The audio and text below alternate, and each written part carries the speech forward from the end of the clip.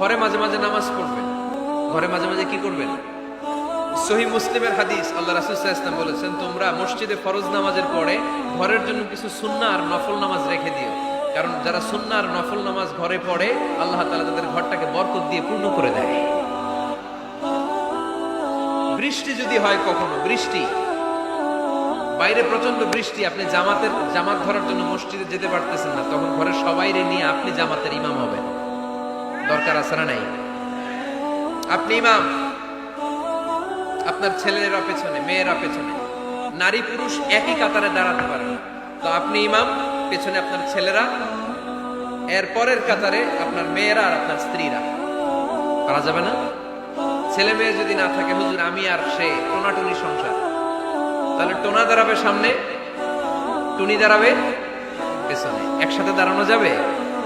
আমি আর আজকে সভাপতি লিয়াকত ভাই দুজনে মিলে যদি জামাত করি একসাথে দাঁড়ানো যাবে, আমি এদিকে, লিয়াকত ভাই আমার ডানে, ঠিক কিনা? কিন্তু টোনা টুনি যদি দাঁড়ায়, টোনা দাঁড়াবে সামনে, টুনি দাঁড়াবে বরাবর পিছনে। মাসালা বুঝতে পেরেছেন?